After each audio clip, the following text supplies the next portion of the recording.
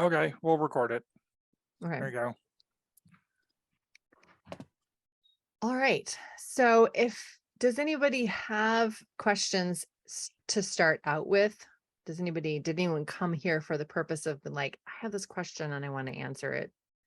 Yes. Because yes. Okay. What is your question? Because I have other Well, things I can let me talk kn- about too. Okay, let me make sure that I was told that you are a good person to talk to about memoirs. Mhm. Yep. Yeah. Okay. So, If I do say so myself. so what's the difference between how do you, where would the differences be in structuring a memoir versus other types of books? Like, what are the primary differences from like a story structure perspective? Personally, I don't think of it's much different than a novel. So I use whenever I'm structuring a memoir, I just read books about fiction. I'm just doing it's because the kind of memoir I like to read and therefore write tends to be the ones with the narrative arc. So it's going to have global conflict, it's going to have global choice, it's going to have, antagonists and all of the things. Other more of a linked essay sort of style. Arguably that can still have a narrative arc. You can have the first few essays be about this time in your life, and then, you graduate and you're still showing a character arc, or you could still even maybe do the global 3Cs with linked essays, arguably. I think it just depends on the content of the essays.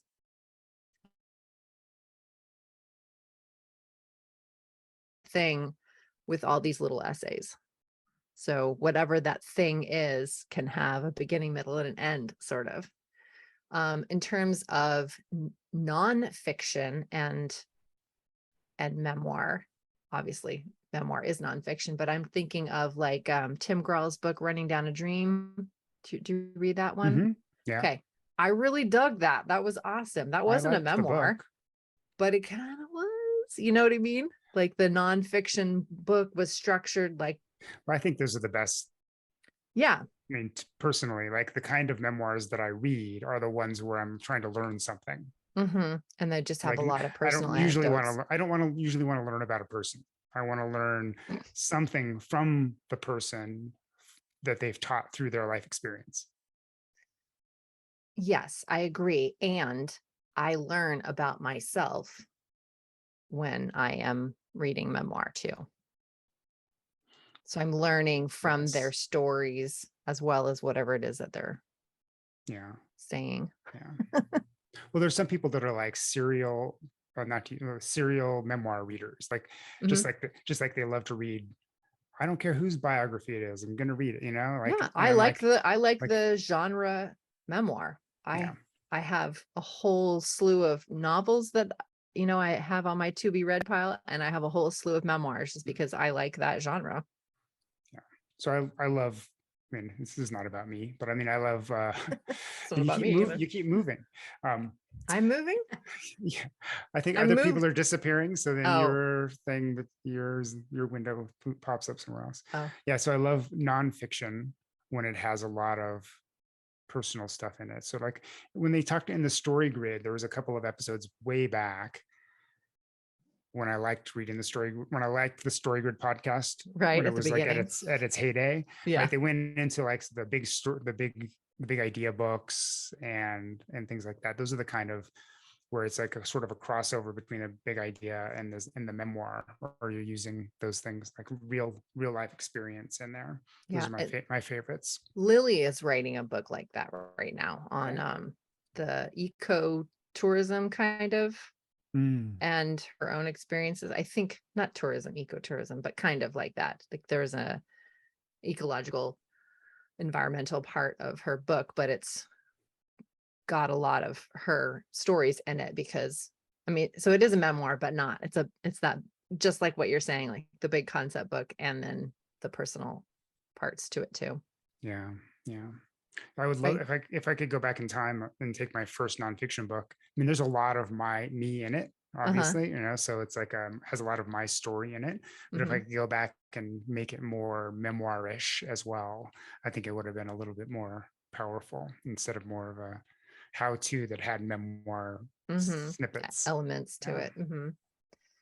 Cool. Yeah, Well, there's another book style structure, I guess, that I like that is what you're talking about. It's the best book I can think of that's like this is called Made from Scratch. It's about this lady that was a cubicle worker and she quit everything and bought a farm in someplace and decided to be a rancher. And so it's her memoir, making that decision. So she'd write a personal essay about some aspect of this, and then she would like how meaningful it is to like grind your own coffee beans and buying used things from antique stores or whatever. And then she would have an article about like how to do that, or she would write an essay about how fun it was to watch baby chicks run around like Superman or something. She would write some personal essay about how to do that thing. So it was very Nice. memoir and then how-to book.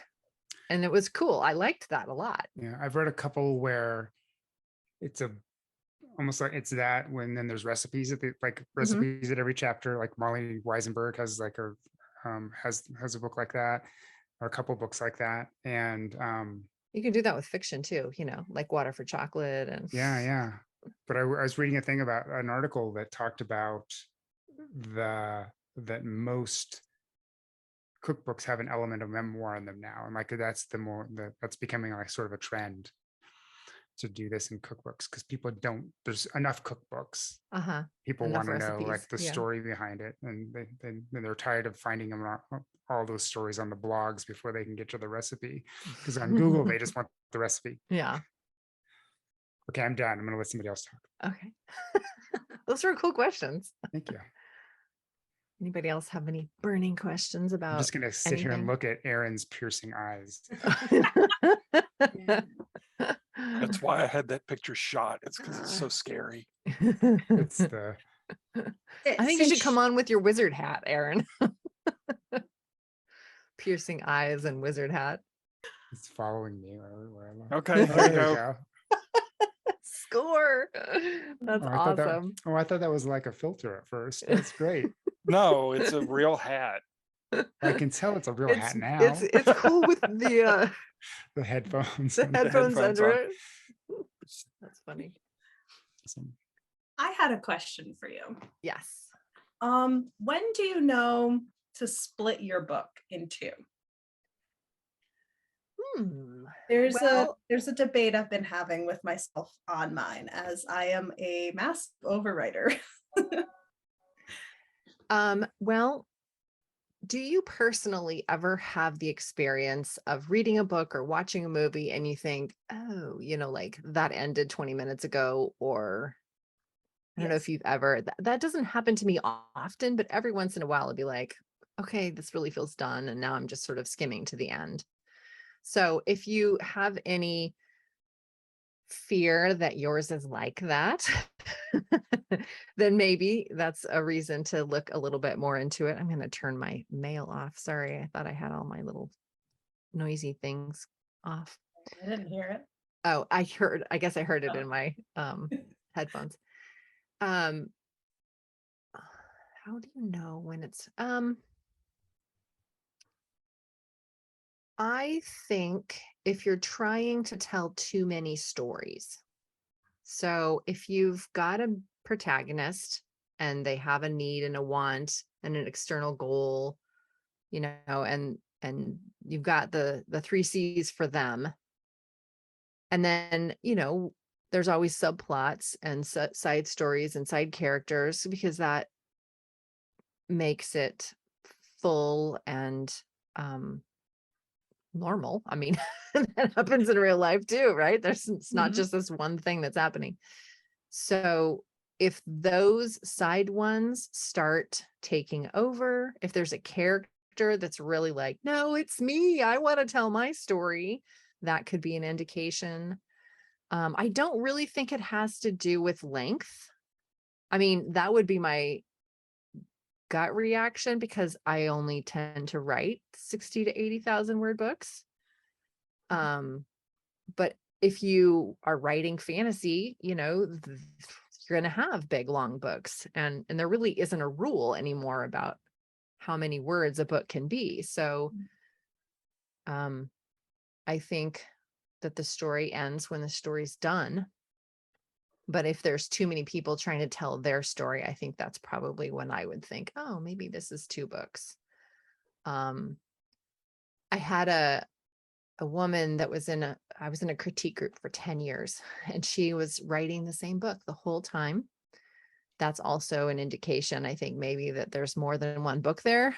And hers was historical fiction, fascinating book. And I really loved the way she framed it, but it was like an epic saga. You know, it just there was so much time, and she didn't want to like do the movie version, you know, like, you know, when you read a series of books and they're all big, huge tomes, and then they make the movie out of it, like the whole movie, just 2 hours out of this series of books, you know, that you're not going to get all of the bits to it. And she was just not willing to write it like that. She just wanted to tell, it was a historical figure. She wanted to tell his entire life, like the biography. Basically, it was fictionalized, but and she wasn't willing to let go of that. So she decided, okay, maybe I need to put it in a trilogy or something. Okay. I don't know if that helps at all. It does. It does. Is it another character that's like me? No, there is, when I've read through it and I've edited through it, almost feels like there is that break point and then it picks back up again. So it's almost, When you say then it picks back up again, does that mean like there's a sloggy middle that you're like, this is kind of boring? Or is it like, oh, this feels done and resolved, it and now a feels new like story that starts? section's done and now we can move on. So Is it's it a almost like satisfying place in the book? Like if somebody had to wait 2 years, then would they be like, oh, that was a good satisfying place to wait? I mean, or would they be like if you think of the Lord of the Rings, I hate to bring up a cliche example, but at the end of Fellowship of the Ring, like it wasn't done. Like, but you knew the other book was there. Like it was only a satisfying ending because they like, oh, they're going off, and you know they're going off on another adventure. But like it was an arbitrary thing because the publisher said the book was too big. Like it was too big to physically publish in one book. So they made him, so he had to either split it into 2, but he thought it would be better in 3 because of there's 3 logical breaks. But if he did that on purpose, I feel like he probably would have, like, wasn't like a story. Like it didn't feel like it was complete. So I don't know. The first memoir that I wrote, I put it in 3 parts. So the whole memoir was only like 75,000 words or something. But the first part of it was the immediate, like, 8 months or something after my husband died. So it was it was this story. And then I moved locations. I moved from Massachusetts to Oregon. So that was it just felt like, all right, part 2. And now I'm in Oregon and I'm dealing with the same stuff, but some different things. And I've grown a little bit because I could make that journey. And now here I am, and I'm in a place where I can be more active with my healing. And so it felt like it wasn't the end of the story. I couldn't just write the Massachusetts story and be done. I could have, but I didn't feel like this because the story was about not just dealing with the immediate death, but the growing part and getting to a place in my reality where I could wear grief with more grace. So that was the story. So I Okay. had to have all the parts in it because the story was growing through grief and getting to a place where I could, be in another relationship and not feel guilty and whatever. So if your story, I don't know what your outline is, so I don't know, but like if your story is Ellie finding her friend and that's it, then it's, just kind of a detective story, sort of, like it's just finding her before she gets hurt. Mhm. But, and then after that, maybe it's a different story. Maybe it's the story of her and Theo getting together and making the world a better place. I don't know what your book's about, so I don't know. I'm just making this up. But if the story is not those two stories and it's really this story, then you can't break it up. Okay. Does that help a little bit? It does. I think I'm gonna Okay. get a few betas and test it and see Mhm. if they think it's ended right, and then get a few. I'll science experiment it. Here, Okay. you get this large one, you get the smaller one, and see if Mhm. people think that it should have been 2. Yeah.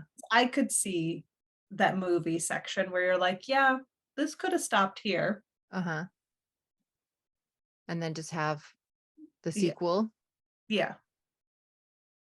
a follow-up book that's about something else. It has a different story hypothesis, same characters, but it's the core message is about something different.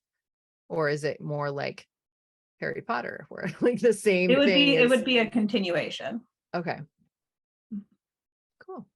Yeah. Thank you. Yeah, I don't know. I hope that was helpful.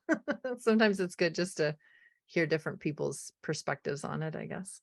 Mhm. Not that I have the answer. I'd have to do a story diagnostic.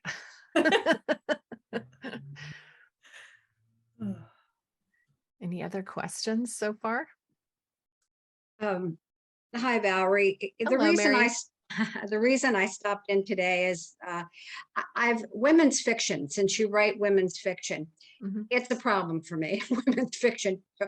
I naturally write women's fiction because of my counseling experience of years and years, but I fight against it because I don't like the category women's fiction because I want men to read it. If I'm going to write. Um, some random thoughts I have is women's fiction. Is it stories that women read? Is it stories about women? When I wrote my first novel on Nano in 2018, just a very rough draft, it would have been considered women's fiction, and that turned me off about it because being a counselor, I'm so aware of the importance of men and women's perspective in any type of reality. And if I write a story, I want men to enjoy it and identify with it as much as women do. It's just a You marketing. okay? It's just a marketing category. Really? Okay. That's all it is. I think they have now is written by women for women about women. Like the troubles that women would have. But that's not what but I don't want that. I want to write. So I'm a you're not woman writing writer. women's fiction then? Well, I'm writing issues that both. So then Normally, it would be sounds like put maybe under you're women's writing fiction. mainstream literary. If you I want a have no idea category, what that is. Okay. it's women's fiction without the tag. And it could be about, it's just if you're going Okay. into a bookstore, it's just in fiction. That's what mainstream fiction is. It's just contemporary. It doesn't have to be contemporary. It can be historical too, but it's just A broader category for it. yeah, it's Yeah, not, it doesn't follow like a genre Right. expectation. There is not as many reader expectations of, let's see, how do I say that? I'm not a marketer, so this is harder. They don't have a certain mindset going into the books. They're just picking them up because they like to read. Yeah, well, see, Mm. I'm reading the heroine's journey right now, and and I'm watching Supernatural. I'm just throwing things out here. Supernatural, the 15 series TV series, which is really a heroine's journey. I've discovered, which is fascinating to me.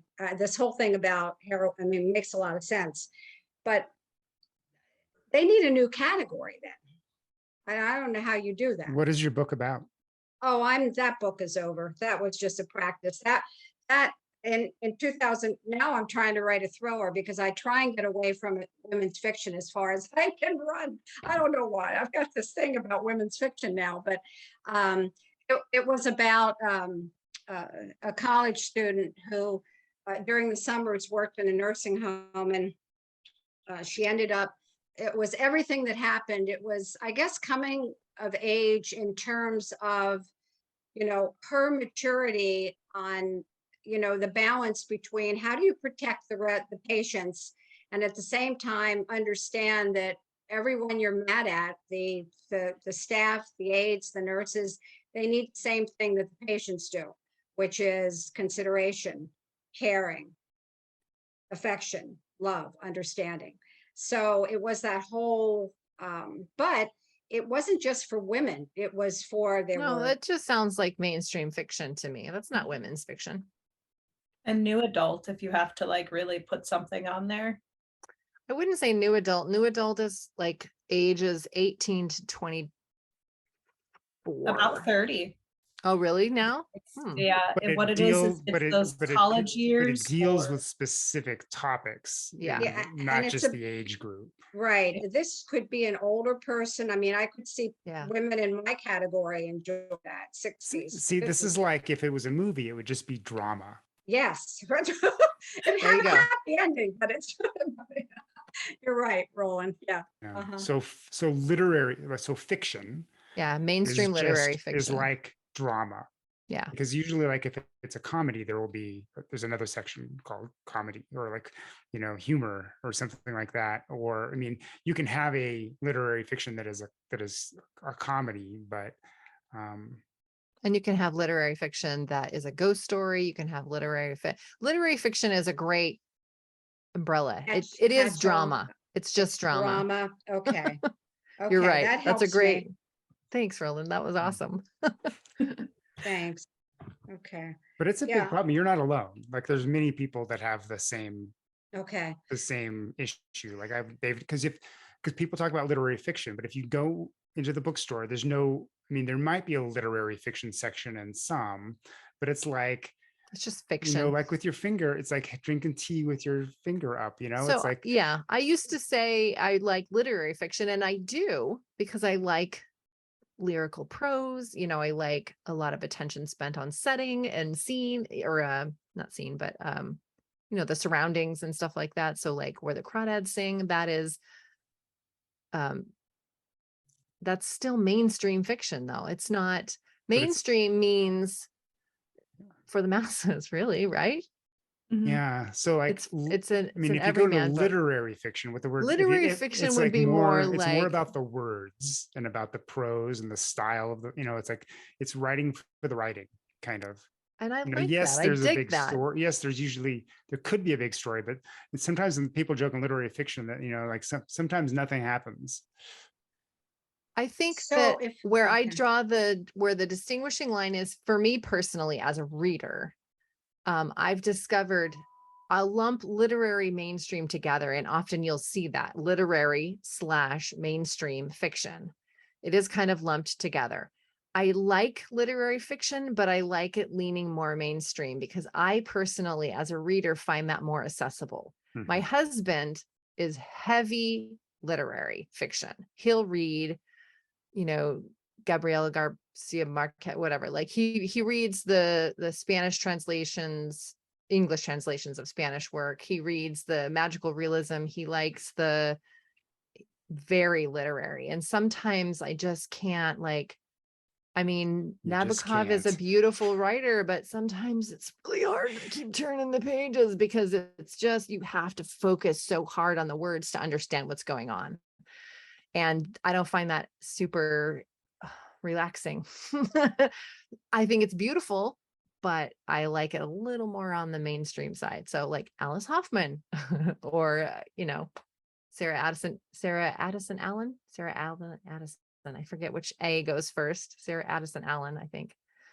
So they are magical realism a little bit. They're kind of, literary and beautiful in the setting, but it's more accessible. Valerie, the- what would the Dutch House be considered? Literary fiction, mainstream literary. It's I it's really just like in the that, and fiction. that's how Anne Patchett is just mainstream literary fiction. mainstream literary. Okay. They just lump it together. See, my suggestion would be for anybody who has a problem like this, is to find a book that's kind of like your book, Mhm. right? Mhm. And look at the other covers that are like if it's easy on Amazon because it's a huge search engine, then you can go and see what the other books. It's a little bit tricky to find people who bought this also bought this, but you can still find it for most books. Mhm. And or you can go drill down to that category and see the kind of covers they have, the kind of topics they have, and to see if your book fits into there. And and then you can see all the different categories. There's even tools where you can find all the different categories that Amazon has put them in. And those are the bigger things than naming what the genre is, because the genre in Amazon categories or the bookshelves don't match up exactly. For instance, like Frankenstein, people say it's science fiction, but you're never going to find it in the science fiction section. It's going to be in the horror section or in the Sure. classic section or in the literary fiction section, Mhm. because it's not. We put it in horror in our bookstore. Yeah. I mean, and it could even be in multiple places. Like if you have enough Frankenstein Right. books, you could put it all over the place, right? So people can find it. But if you get pigeonhole, if you lock yourself into oh, I got to figure out what the genre is. I mean, there's two people. Some people are really worried about the genre, and some people don't worry about the genre at all. And the truth is, you have to worry somewhere in between. The biggest thing about the genre that you do need to figure out is, within the type of book it is, what is the story structure genre? And I can't remember the term, Valerie, that they use for that. I think you're just talking about the reader's expectations. Like if it's a thriller, there are exactly. obligatory scenes you have to have in a thriller, or whether it's you're a gonna get shitty literary fiction, reviews. whether it's a literary fiction or mainstream or whatever, you need to have those kinds of things. So here's the thing: if you unless write, it's super literary. Yeah. So if you write thrillers with a literary bent and you want the sales, you can market it as thriller because thrillers sell better than literary fiction. But if you do that, then you do have to make sure that you have those obligatory scenes for thrillers in that novel. If you don't want to, because you don't feel like the story that you're writing has those scenes in them and adding them would make it weird and not work, then it would have to be literary fiction with a thriller bent. Does that make sense? With thrilling elements. That's really helpful, because Okay. that's what's happening now with the thriller I'm fooling around with. It's thriller, but it's not entirely, and it's not even dominant, but there's a lot of literary stuff in it. And I mean, who knows what it'll be if I even finish it, but yeah, that helps. Cool. Thank you.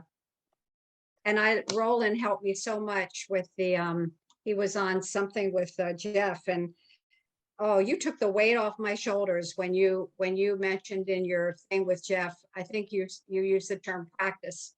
Your practice. My practice novel. Yes. Oh, when you said that, I stopped worrying about what I was writing. Good. Good. It just, yeah, it's helped so much. Yeah. Thank you. I'm so glad. Yeah, you're welcome. Just getting the words on the page is kind of our main job.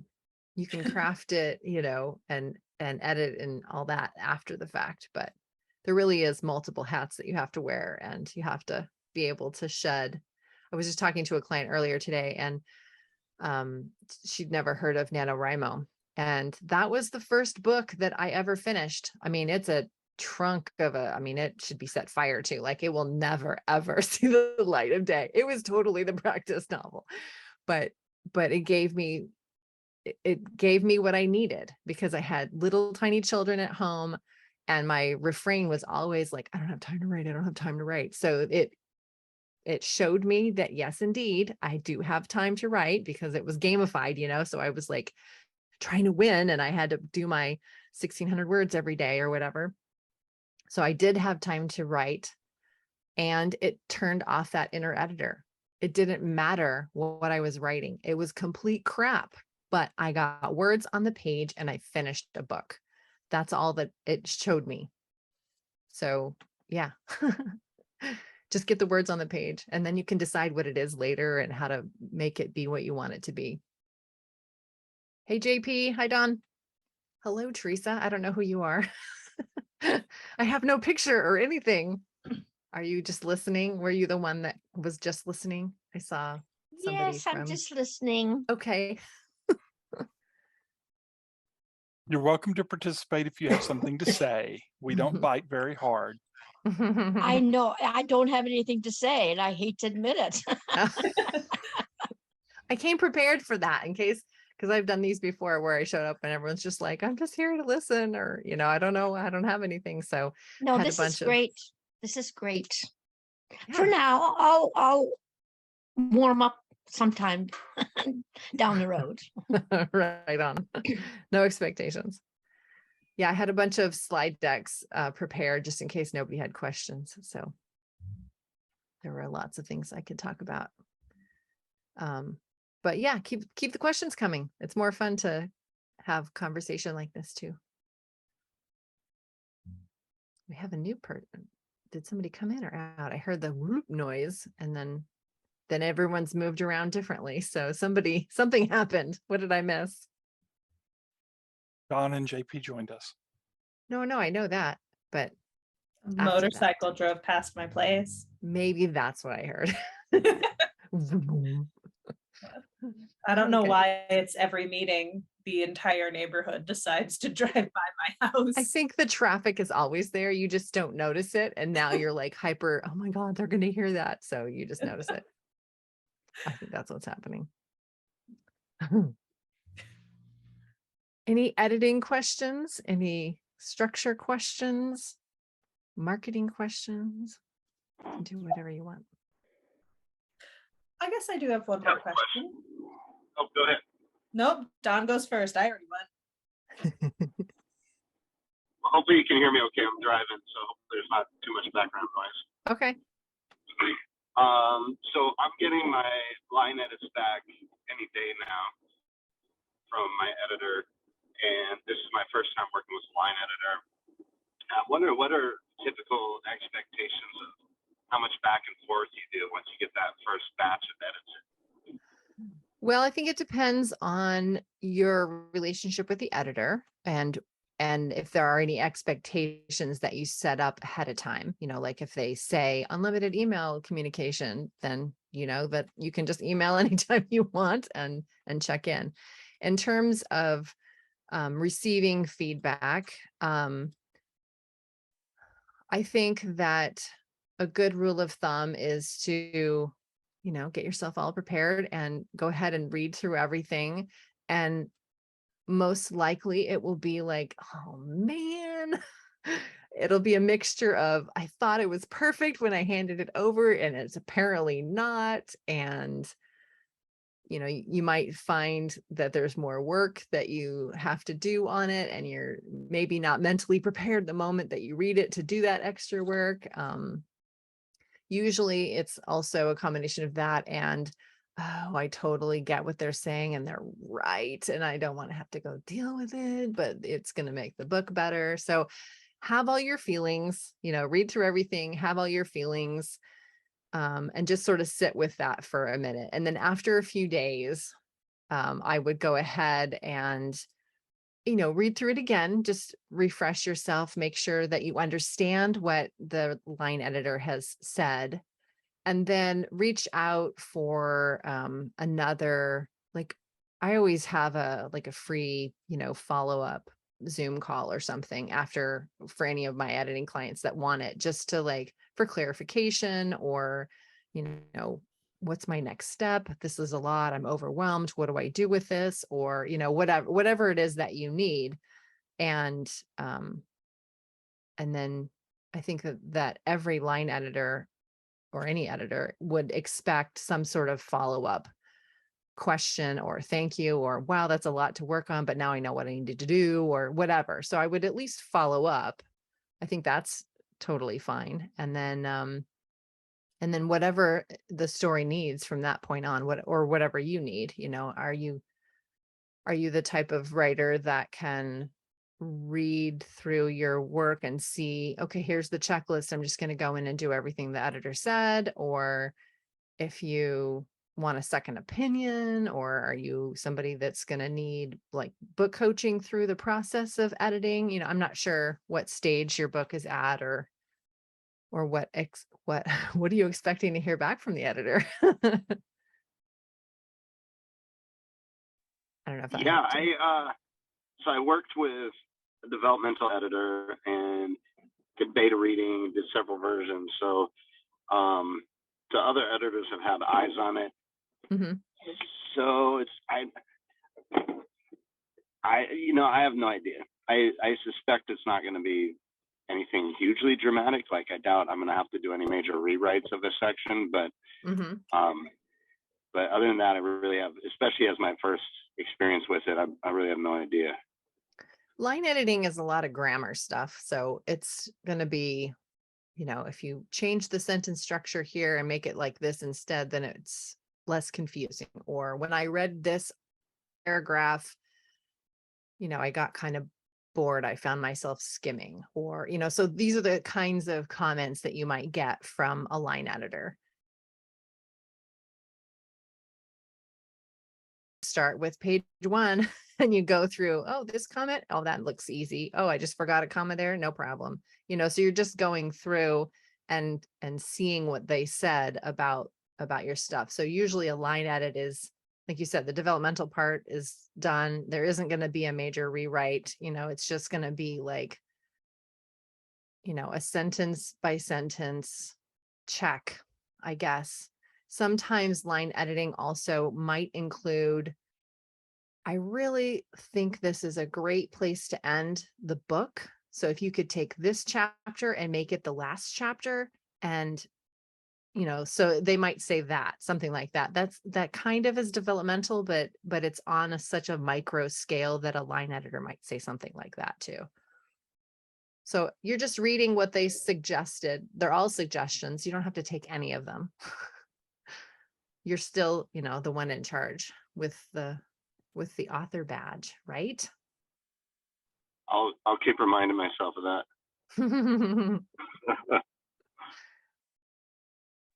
It's Thank you. That was great. yeah. Okay, Appreciate good. Yeah. I sometimes it's hard to receive feedback. So give yourself some grace and compassion, and if you're worried, that's totally normal. And when you read it, if you're like kind of sort of crushed, that's totally normal too. Just let yourself feel the feelings and then go back and look at it again and see, okay, then you'll see it in a slightly different way. Maybe you'll be like, oh yeah, that's totally right. And oh, yep, I can change that. And then whatever support you would need from the editor, you can reach out and check with them and see if that, comes with a package that you bought or whatever. So that's what I It's would do. common for folks to need some distance. So you'll Mhm. get the product that they give you in their editor letter and whatever, your track changes and whatnot. And then it very well might piss you off.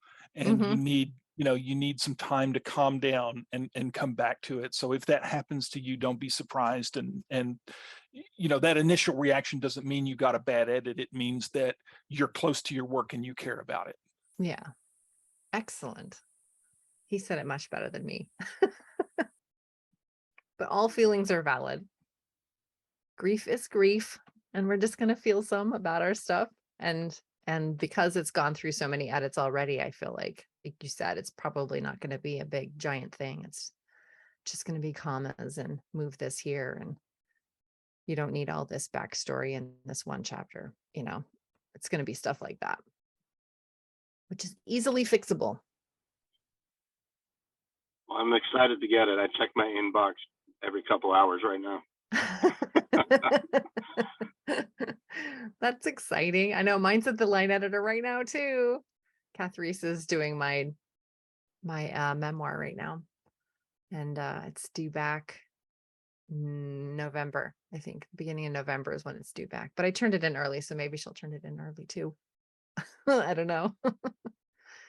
But there's so much to do while you're waiting. Like I've got to get the cover designed. I was working on my author website and getting that up and ready. There's a lot of nitty gritty stuff to do for publishing. So I've got tons of stuff to do while I'm waiting. So I don't have to worry about it so much, like I have other things to occupy my mind. So I'm not worrying so much about what she's doing over there with my manuscript.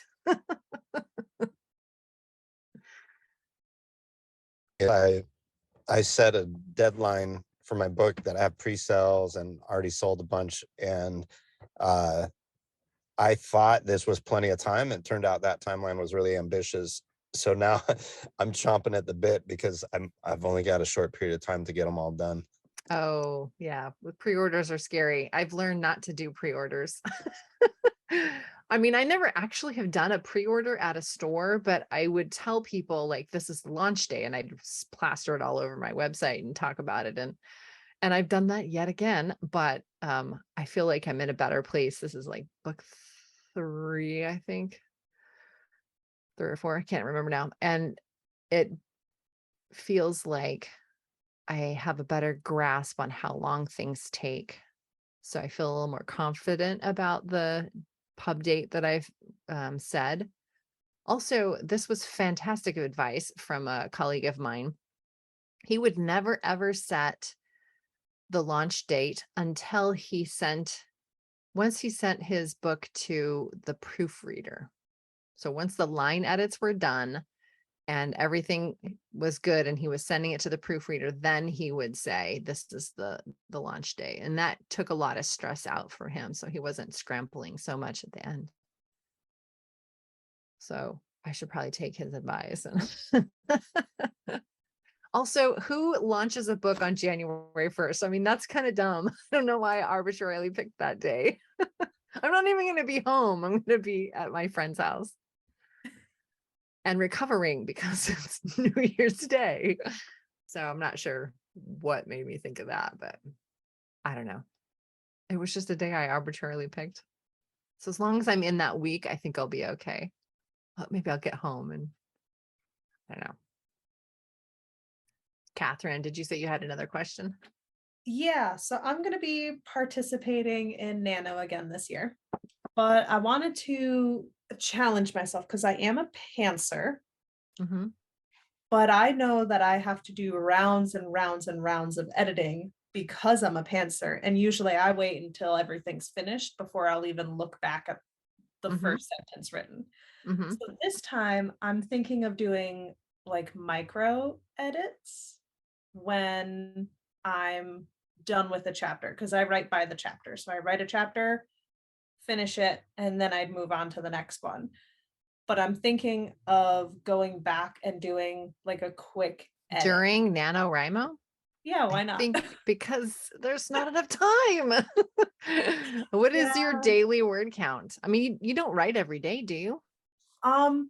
I can. So if I get going, I can write every day. It can range from like I've written 500 to almost 3,000 a day. So it just Okay. So you average out the, yeah.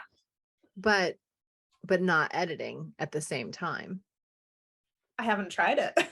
So that's why I'm wondering if you had any, like, I've heard some people will go back and they'll read through and just fix up a few things. I wasn't sure if you had any quick little, if you're reading through, these would be the few little things I'd look for. The short answer is I don't have an answer because I don't think people should do that.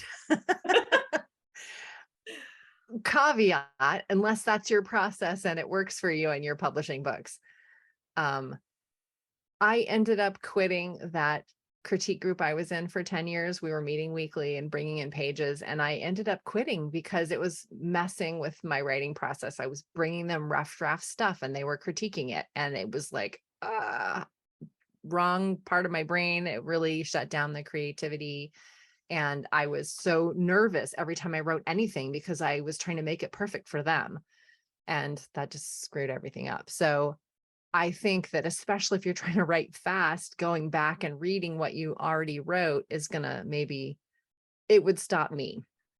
If you want to try that yourself, I mean, I don't know what I would look at, because as a 3-story method editor, the first thing you look at is that macro, did the story work? And how would you know that? I mean, I guess you could do the 3 C's on each chapter and just make sure there's conflict and choice, throughout. And instead of looking for commas and whatever, or passive voice, even, you could just be looking for tension, or looking for theme, or like looking for something that's bigger than the micro stuff that I wouldn't line edit at that point, which is what the critique group really was, kind of. It was basically a line edit, because I mean, every once in a while I would get this gold mine of feedback. You could do this, and it would be great if you like built up the scene so that this happened, or maybe you could tease out the internal dialogue in this scene better because blah blah blah blah. I would get something good like that, not just, hey, there's the missing comma. So but you can't really, even that I had to take with a grain of salt, because they didn't know the whole story arc and where it fit in to the grander scope. So I don't know what you would be if you plot out. Okay, Miss Catherine, I'm going to challenge you. Oh, no. Instead of micro editing during NaNoWriMo, what if you micro plot before NaNoWriMo? I could give that a try. And just have just the global 3 C's. If you just know the global 3 C's, that's plotting. And if you maybe even stretched it to the global 3C, or the 3 C's per act, if you could do that before you start, you don't even have to write it down. You can just have it in your head. And then you would know, okay, today we're working on blah, blah, blah. This week it's going to be all about Act 1, whatever. Another approach that I've heard on that sort of thing is the 40 sentence outline. So it's only 40 sentences, to cover an entire book. That's hardly a serious detailed plot, and then you expand each one into, you can divide them up into acts if you want to, but it's a short exercise to help you get a handle on what your book, is, and what you want your story to be. See, my brain is already screaming. It's like, no. But I'll give it a try. I probably Did won't you stick with ever read Take Off Your Pants by Libby Hawker? No, I probably should. That's a pretty great book. I really dig that one. I was trying to stuff my books into the hero's journey because that was the only structure I knew about when I first started writing. And nothing would, it was just kind of not, it just didn't. And so I kept thinking that I was doing it wrong and that I was a bad writer and I couldn't, my stories were never going to work because it didn't fit into the hero's journey. Now there's the heroine's journey, Mary, and all these others too. So when I read Take Off Your Pants, it was like these giant light bulbs. It was fascinating because it made so much more sense. It was more about the character. So you just start with the character and the flaw, whatever it has to be that monumental flaw, because that flaw will have to die at the end of the book in order to do the global choice. So start with a character and a flaw and the antagonist, the external goal, and, so basically the wants and the needs of the character. So if you know what the want and need and the main character is and what that flaw is, that's outlining. You just need to know that so that when you're writing, the choices that you make for the character, or I guess the character's choices, would reflect, the flaw. This is also like story hypothesis too. So if you know all that at the beginning, then all of the decisions that she makes and you make as the writer, and putting the character into obstacle and making choices and stuff is going to be driven by that flaw that will eventually die at the end, or that story hypothesis that has to be proven by the end. That's outlining. So Take Off Your Pants was, I love the title, but it's about like, I know you're a pantser, but just try this and see what you think, because it's really not that bad. and it isn't like an outline. It's just sort of coming up with a story core before you start writing. And then it's faster. That's all. So Libby Hawker, Take Off Your Pants. I'll give it a try. I can tell people how to outline. I can help other people outline, but it's like the moment I try, I'm like, I don't know about this. So I'll take your challenge. I'll give it a go. Cool. I'll have to see what it's like then. You have to report back to me in November.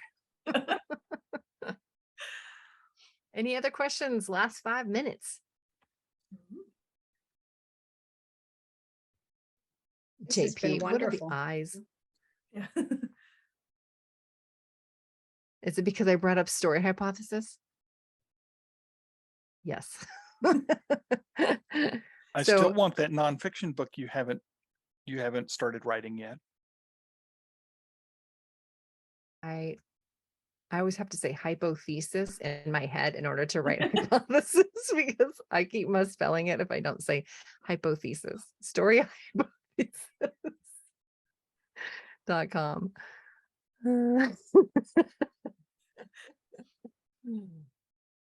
All right. We've got 3 minutes. It's time for your slide deck. Oh yeah, I had 3. I came prepared in case nobody had questions. I had a self-editing slide deck, marketing for authors, and something else. Oh, mailing lists and email automation series, which is a really sexy topic, but people need it. Do those as seminars. Those sound great. I have the slide decks ready and everything, so maybe I'll just do a talc presentation some other time. Town go. hall, email automation. I'm sure there's a bunch of us who would enjoy that. That's because we're nerds and I love hanging out with you guys. Are you doing Nano this year, Val? Nope. I'm going to Turkey on Sunday. So I will be there for 2 weeks-ish. I'll be home October 10th. And then I've got during the holidays in November and December, I work full-time at the bookstore. And I also have 2 editing clients and a new coaching client. Yay, my first book coaching client. I'm super excited about that. In case y'all wanted to know, I've started book coaching. So I'm going to be juggling. Thank you. I'm going to be juggling a bunch of client work and working full-time at the bookstore. So yeah, no Nano for me. I'm also trying to publish by January 1st. So I have all those nitty-gritty things that I need to do too.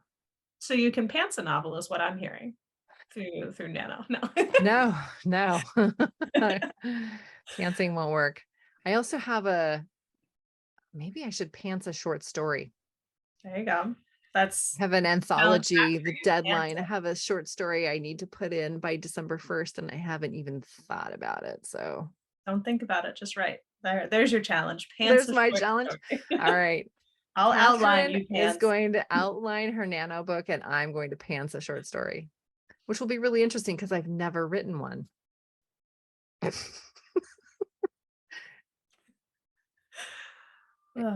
If we had less than or more than 2 minutes, I would start asking you guys, like, I need your short story tips. Like, what's a short story? I don't know. I've never written short. I can write short memoir. I've written a lot of essays, but I maybe can't write short. I have an issue. I have the same problem. I can never even think of like what would the story be for I- some short story? Like, Right? it's- I don't know. it always ends up being like, well, that's like just like part of a whole novel. It's like I can't finish this and like I really want to be in this anthology though, and it's a good tip. It's a good, I want to do it for career purposes and, just good vibe. But yeah, I have to turn it in by December 1st and it has to have a bookstore theme. I oh, went on camera to tell you that short stories are super amazing for Story Hypothesis because you have your 5 scenes right there. And you have your like, what's your ultimate worst? What's your ultimate best? What's your lie? How do you start it? And how do you resolve it? 5 scenes right there. So come up with your hypothesis. Tell me what's your ultimate worst. Ultimate worst. Wait. Hold on, yeah, I need to write this down Ultimate too. worst. It's so easy. Okay, so it's just ultimate you worst. just need 5 scenes. You need to come up with your hypothesis, and then you have your introduction, whatever, and then you have your sort of like your false win lie. So what is the story hypothesis, and how is your character misperceiving that? And then you have your like ultimate worst. So like when your character is no longer following that hypothesis, what does that look like? And then you have your outcome where they follow that all the way through.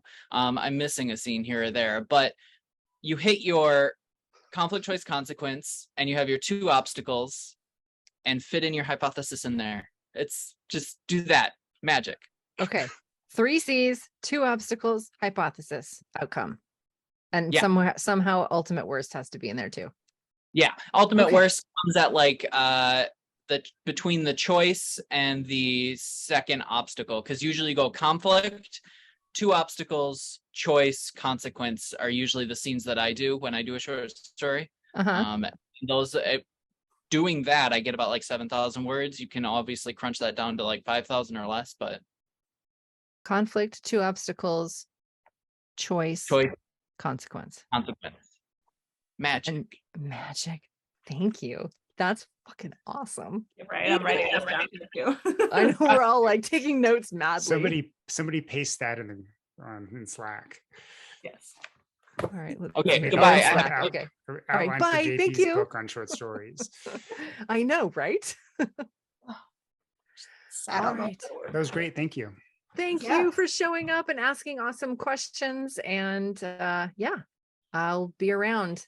If you guys need me, I'll be in Slack and I can email from Turkey, but they're like 10 hours ahead. So I think it's not tomorrow there yet, but sometimes like coming back was It's really tonight. interesting. Coming back from Turkey last year was really strange. It was like, okay, I left yesterday and I'm gonna get there today, or whatever.